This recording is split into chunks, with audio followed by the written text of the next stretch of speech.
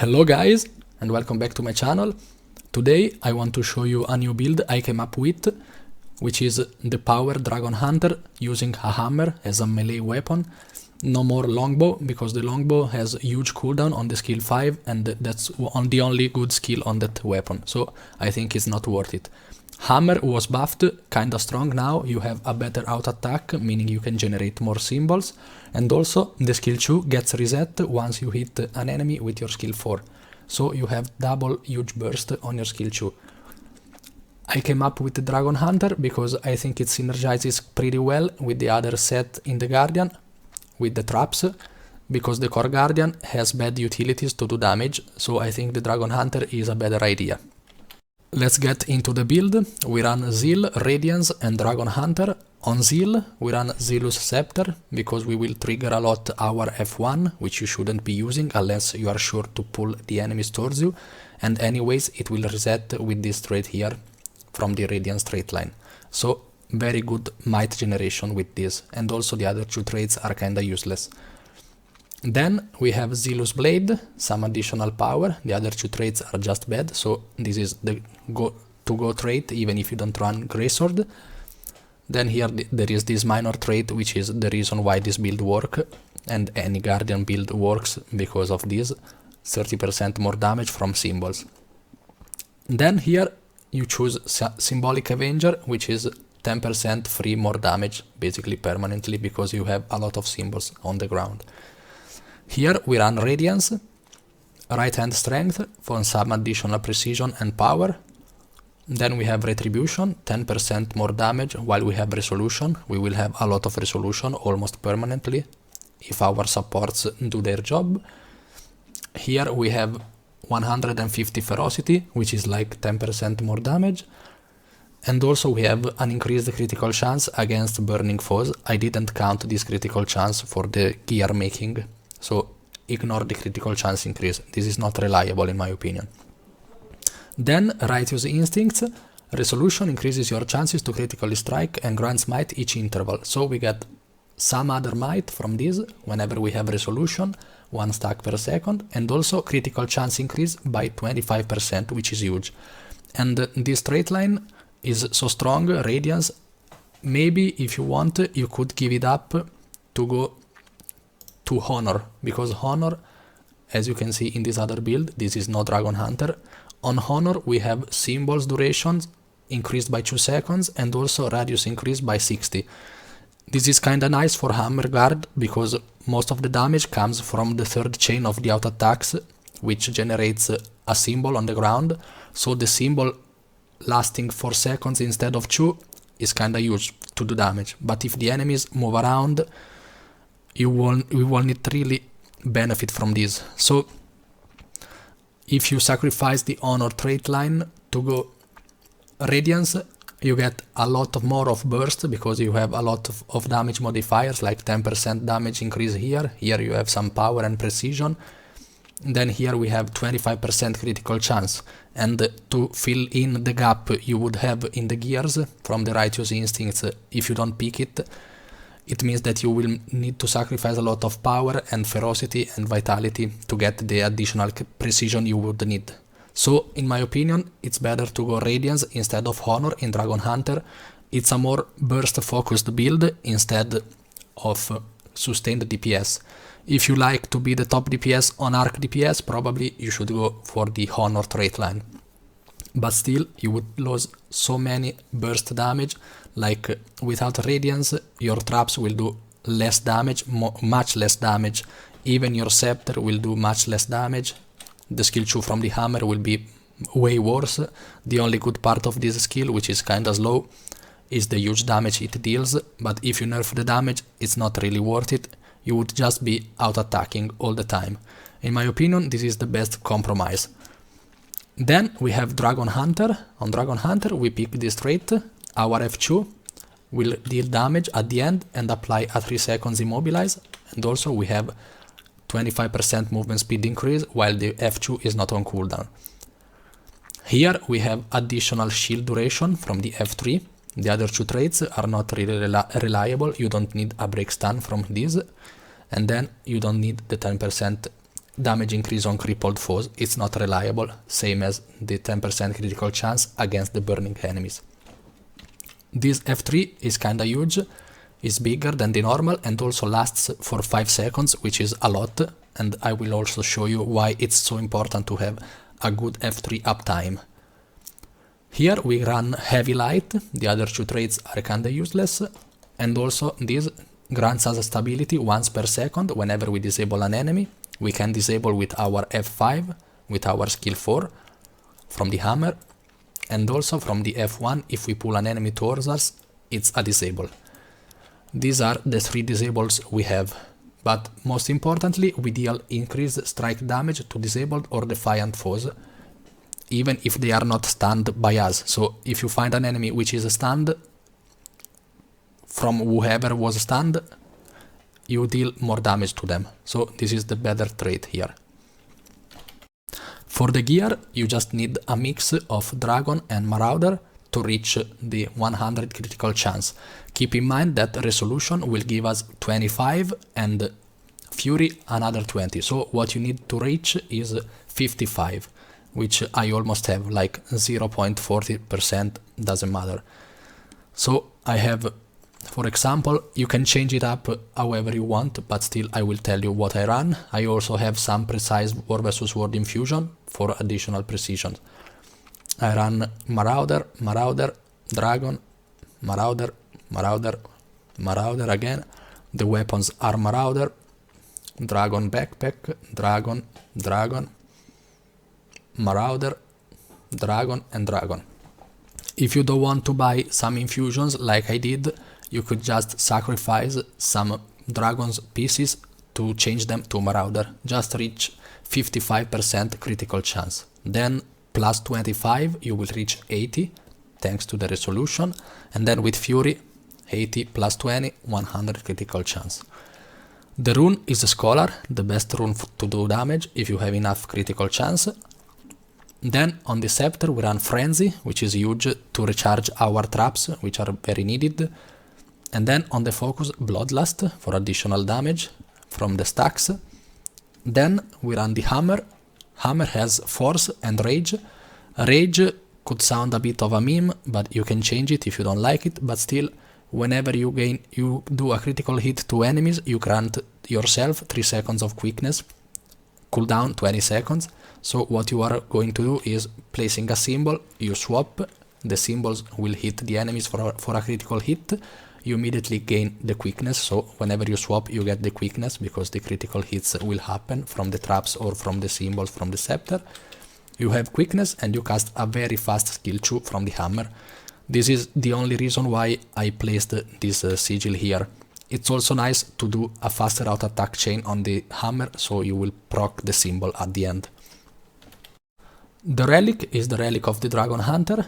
Enemies hit by your trap skills become hunted by you, increasing your strike damage and condition damage against them. Condition duration, sorry. 10% damage increase for 5 seconds whenever an enemy is hit by your traps. So basically almost every enemy will be hit by your trap. 10% is the best modifier you can get from a relic. This trap here has a 10 number of hits, the test of fate, so you cannot hit the whole squad, the whole enemy squad. But this one has no target cap. It will hit 5 targets per hit, but it will do 10 hits, so potentially you can hit 50 enemies if every hits hit 5 different enemies. But still, this is very needed, the Dragonhunter relic, because we have a lot of burst with our skill 2 and we need to maximize the burst as we can. Let's take a quick look at the skill usage.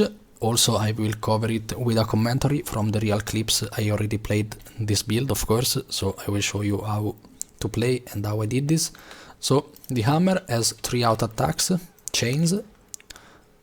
The first hit is just a normal hit, the second the same, the third hit will apply these big symbols on the ground.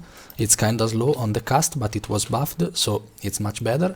And also this symbol will pulse protection, and this symbol is the main reason why you might consider running Honor instead of Radiance, as I already mentioned earlier. So this is it. The hammer is your main damage dealer together with your traps. So then the hammer has the skill 2, which is a big AoE damage, which is also a combo finisher blast, which is not bad. You press it, you perform a short leap in front and do a huge damage at the end. And then the skill 4 was buffed. This is the banish. You just need to hit an enemy randomly. It's better to use it on some downies. And then you will reset your skill 2. You have double skill 2 with this. The skill 3 is kinda good. It gives us barrier, deals decent amount of damage and also AoE immobilize, but it is a projectile, so kinda useless in War vs World. I wouldn't recommend doing it. The skill 5 will create this circle on the ground, and it's like a circular line of warning. The skill 5 from the staff, from the hammer, from the guardian, and it's an AoE CC, which is also a combo field light. Let's take a look at the burst. Skill 2, skill 4, and then skill 2. So basically the skill 4 will apply also a debuff on the enemies for 5 seconds, and this debuff will make your next skill 2 teleport to the buffed enemy. So you apply this debuff to the enemy and your skill 2 will teleport you to the buffed enemies. But if you remove the target, you press skill 2, you will not teleport to it. So keep in mind that this is very important to do in a Zerg fight. Otherwise, maybe you toss an enemy around, you press 2 and you teleport to him and you are alone with him here, and you are far from your squad, far from your support, and you might die very likely. So let's see how it's done. Skill 2, skill 4, I toss him around, I press 2 again, you see I don't follow him, I go wherever I point my mouse. So this is kinda huge to know. The scepter, you already know it, everyone. Scepter plus focus. You have the skill 2, which is the best skill on the scepter. The skill 3 is a single target immobilize. The skill 4 is a single target huge damage dealer, but it is very slow. The skill 5 deals a lot of damage if it doesn't explode, but it will explode most of the time in War vs World. But still, it's 3 attack blocks, which helps a lot for your survivability.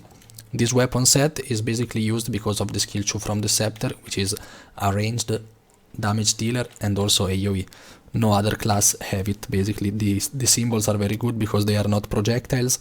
You just place them on the ground and they will do the damage for you. Then we have the traps, Procession of Blades, and Test of Fate. Test of Fate will lay this layer on the ground, which deals a lot of damage once the enemies will cross it. It doesn't deal damage when it's procced, but if you cross the borders, you get a lot of damage. Let's see it. I will pull this guy to me. Okay, now you see he came back 4k damage just for crossing this.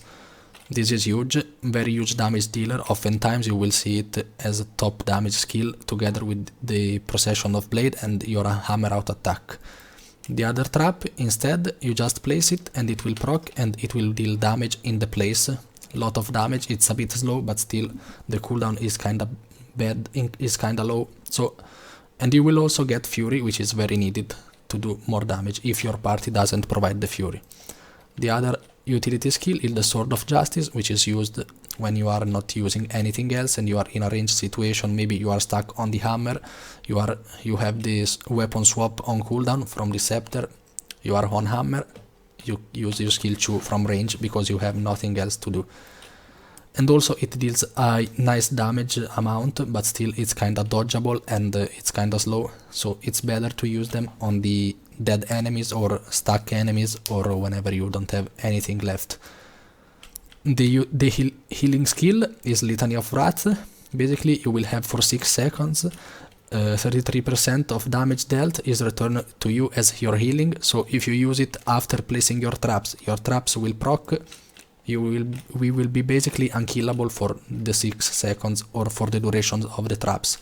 Considering also you will place a lot of symbols and do skill 2 from hammer, skill 1 and another symbol, you have a lot of healing going on, a lot of damage which will convert into healing. If you are not sure about Litany of Wrath, you could just go Shelter, you press it, it's a channeled block for almost 2 seconds, like 2 seconds actually, it's written there. And it's very good, it saves your life a lot of the times. But I think Litany of Wrath is better. You just press it and you can do damage. You don't have to lose 2 seconds. And also it's more survivability and also less cooldown compared to Shelter, which is 30 seconds cooldown. The elite skill is Renewed Focus. You press it and you will reset F1, F2, F3, and also you are invulnerable for 3 seconds. The main reason to use this skill is to go invulnerable, more than to reset your virtues. The virtues are the skill F1, you press it, you tether the enemies and you can pull them to you, like here. The skill 2 is a conditions removal only on you, 2 conditions, and also remove immobilize. At the end you will perform a heal and also an attack thanks to this trait, and a 3 seconds immobilize, and it's also very good because it's a very huge mobility skill. You press it and you can leap ahead or behind, like wherever you need to go, for 800 range. Kinda huge skill. Then the F3 performs an AoE block in front of you. Every attack which will hit you from this direction will be blocked, and it will be blocked also for the allies behind you. So this is kinda good, like super good, because the 5 seconds durations, thanks to the trait, makes it kinda broken. I expect this to be nerfed, but this trait it's been like this for years, I think. So you should use it, in my opinion. And also will grant Aegis, and also every 40 seconds the Aegis will refresh if this skill is not on cooldown. And also this is super huge to reset with the Renewed Focus. You have like 10 seconds blocks.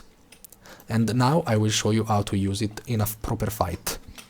It's a clip from a fight in the tower, so let's get into it. The enemies are coming to us. I am on ranged weapon, which is the scepter, and I cast my skill 2. They are coming. I also place the traps because this is a choke point. The choke point is a forced way from which an enemy or yourself must pass to clash with the enemies. So I'm sure they are going to pass here because they are coming to us. So I pre-cast the traps. Keep in mind that your Processions of Blade will have some cast time, while your Test of Fate is instant. You can also use it while dodging. You see?